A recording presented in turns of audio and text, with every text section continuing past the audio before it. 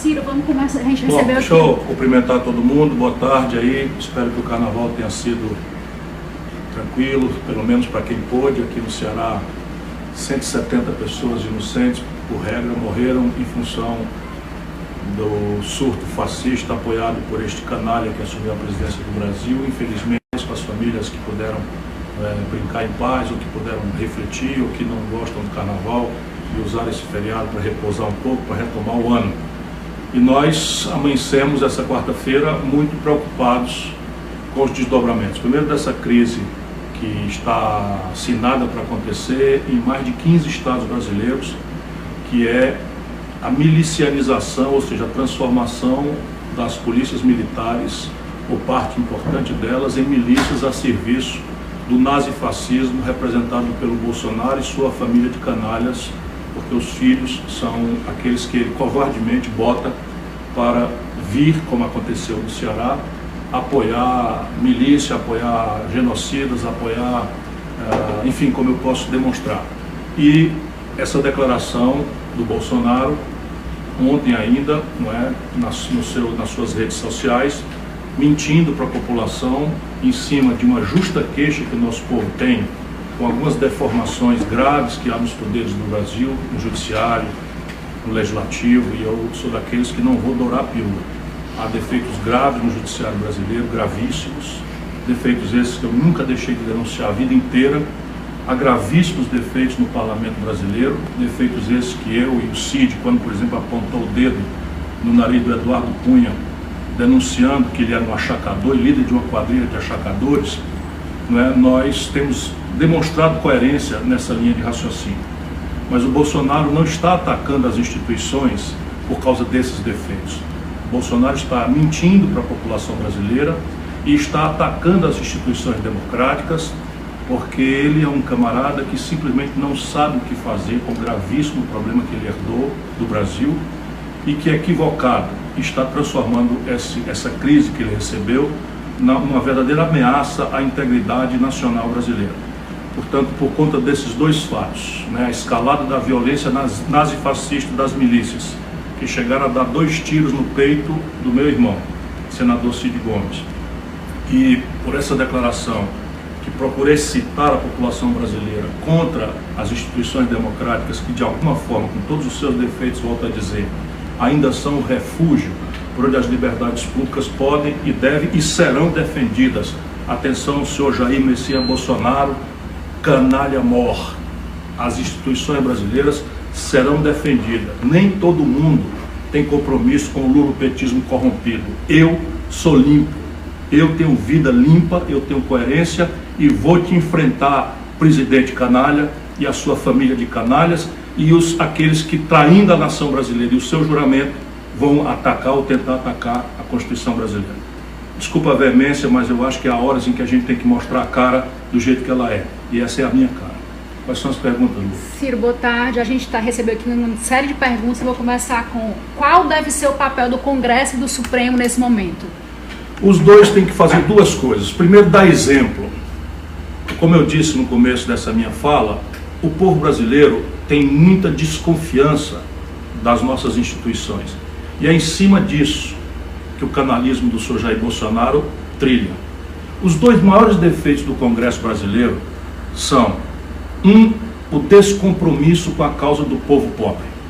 Todos os parlamentares se elegem interativamente com a agenda do povo. Mas, infelizmente, a regra tem sido no Brasil que maiorias muito brevemente, logo na sequência da eleição, se formam para beneficiar aqueles que já são ultra ricos, ultra poderosos, em detrimento da esmagadora maioria do nosso povo de classe média e do povo trabalhador. Portanto, esse é o primeiro grande defeito do Congresso Nacional. O segundo é que parte dele, é importante, meu irmão e minha irmã que está me ouvindo, que entenda isso, porque o Jair Bolsonaro quer espalhar que todo mundo é igual. Não é. Parte do Congresso Nacional é corrupta. E ele usa essa parte a qual ele sempre pertenceu. Deixa eu dizer para vocês, o Bolsonaro, eu fui colega dele, eu, Ciro Gomes, fui deputado federal mais votado do Brasil. Conheço por dentro, proporcionalmente, conheço por dentro do Congresso Nacional. E posso lhes dizer que o Bolsonaro esse que aí está excitando a sua justa queixa da corrupção, a sua justa queixa em relação à imoralidade, ao descompromisso da parte maior ou parte menor do Congresso Nacional com a agenda verdadeira do nosso povo, sempre esse Bolsonaro foi ligado a tudo que não presta, em matéria de corrupção e em matéria de elitismo. Deixa eu lembrar para vocês, depois você, especialmente você, que sendo simpatizante ao Bolsonaro, não perde o meu respeito por isso. Eu respeito muito todo mundo. Você pesquisa o que eu estou dizendo.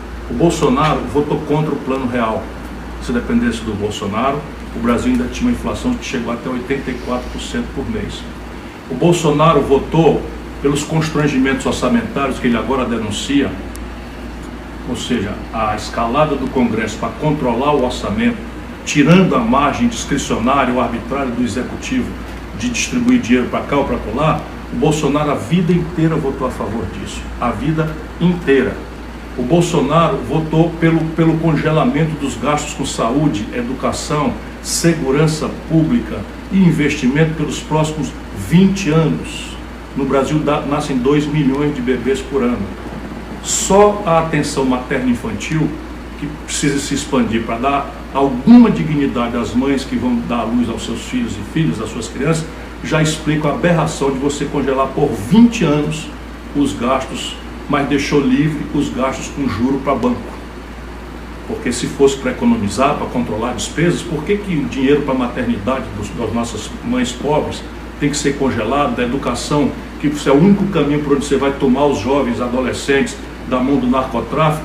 Por que congela esses gastos em nome de uma pseudo-austeridade e deixa a montanha de juros para uma minoria de banqueiros à toa que sustentam o bolsonarismo boçal que está aí desde a sua campanha fascista e fraudulenta ante a impotência dos tribunais? Mas voltando aqui, Bolsonaro, portanto, foi tudo o que ele foi de ruim ao lado por 28 anos como deputado federal.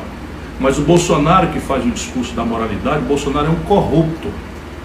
Bolsonaro, Jair Messias Bolsonaro, esse que ocupa a presidência do Brasil, desviava o pouco dinheiro que havia no seu gabinete. Deixa eu explicar para vocês, meu gabinete ficava a 30 metros do dele. Todo mundo sabia, e os arquivos estão no Congresso para quem quiser pesquisar. Atenção, Rodrigo Maia. Olha aí, rapaz. Te compenetra, rapaz. Te põe de pé. Te lembra dos constrangimentos e da altura da responsabilidade que você tem. Está tudo nos arquivos da Câmara. Bolsonaro tinha 6 funcionários fantasmas que assinavam o recibo e ele botava o dinheiro no bolso. Uma dessas funcionárias fantasmas era muito famosa, porque era muito bonita, e era simplesmente personal trainer da burguesia do Rio de Janeiro. Nunca deu um dia de serviço em Brasília, nem no gabinete do Bolsonaro, no Rio de Janeiro. Filha do Queiroz, que é a conexão do Bolsonaro com as milícias, que achacam, que roubam, que matam, que chantageiam, que fazem ligação clandestina de net e que eles querem espalhar pelo Brasil inteiro. Isso aqui tudo eu estou dizendo sob o peso da minha responsabilidade. Portanto, se o Congresso Nacional Brasileiro tem graves defeitos, a corrupção de uma parte dele e o descompromisso com a questão dos pobres, a última pessoa no Brasil que tem autoridade moral para denunciar isso chama-se Jair Messias Bolsonaro. Jair Messias Bolsonaro tem um patrimônio familiar de 15 milhões de reais. Qualquer pessoa que se dedicar a fazer uma conta com correção monetária, se o Bolsonaro nunca tivesse comido nada, nunca tivesse bebido nada, não tivesse pago um aluguel nem um táxi e guardasse todo o dinheiro oficialmente ganho por ele ao longo da sua longa vida parlamentar, 28 anos, não teria esse dinheiro. De onde vê essa diferença? Todo mundo sabe, todo mundo sabe. Agora, hoje o Bolsonaro chama a você, meu irmão, que está machucado pelo desemprego, que está chocado com a violência, que está chocado com o descalabro da política brasileira, que está chocado com os desvios de dinheiro e com a corrupção, para você ir para as ruas atacar os freios e contrapesos, que são a última barreira aonde a população pode ver respeitadas as suas franquias. Estamos falando da liberdade de eu falar, de você falar, da liberdade dos trabalhadores se organizarem em sindicatos, desde que autorizados pela Constituição, o que a milícia violenta, bolsonarista, dentro das polícias militares não respeita, a letra está escrita. E aqui no Ceará, por exemplo, as Forças Armadas estão simplesmente passando pano.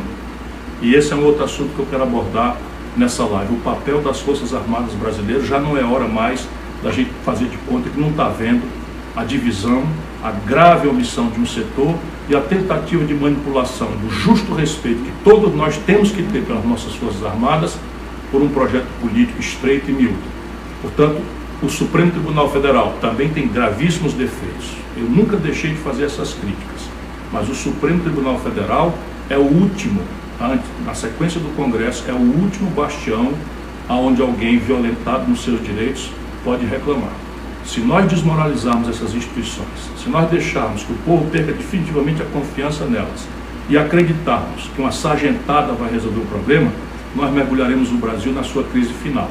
Porque não haverá reconhecimento internacional. Os tempos não são mais aqueles tempos do imbecil Jair Bolsonaro, capitão que quis botar bomba em quartéis do Exército para reclamar, como está fazendo agora com o bolsonarismo nazista dentro das PMs, melhoria de salário.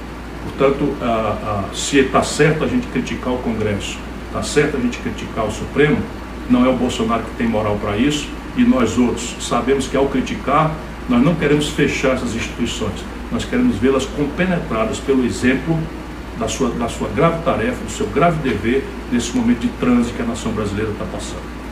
Ciro, o Wellington pergunta, quais leis o presidente infringiu com a incitação do fechamento do STF e do Congresso, quais medidas podem ser tomadas contra isso e quais penalidades existem previstas na lei para tal? E aí eu complemento, ele pode correr o risco de impeachment? Veja, ele vai, como bom covarde que sempre foi, ele vai recuar. Eu estou falando aqui ao vivo e tenho segurança absoluta, eu conheço a frouxidão moral do senhor Jair Messias Bolsonaro, ele vai recuar.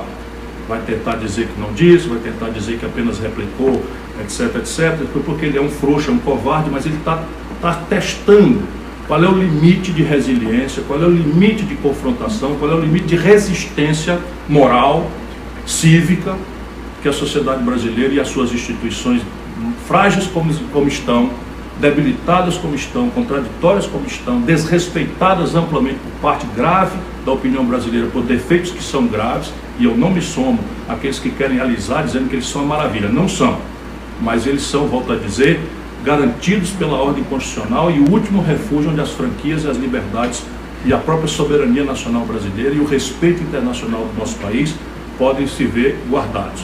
Portanto, acho que ele vai recuar. Isso, entretanto, pode se desdobrar. Ele está excitando uma parte das pessoas, uma parte dessas pessoas são tão nazistas ou tão boçais quanto ele. Me dói muito dizer isso, mas é preciso também agora que a gente deixe claro que o Bolsonaro representa um fenômeno que eu não supunha tivesse tão enraizado no meio da sociedade brasileira. Corruptos, sabe, genocidas, estupradores, todos estão se sentindo representados, todos estão se sentindo autorizados a fazer o que quiserem bem entenderem, como matar uma família por causa de um acidente de trânsito, como estuprar uma mulher ou matar uma mulher por conta de absurdos, quanto matar crianças, adolescentes nas periferias. Enfim, é um momento grave como eu nunca vi na história brasileira.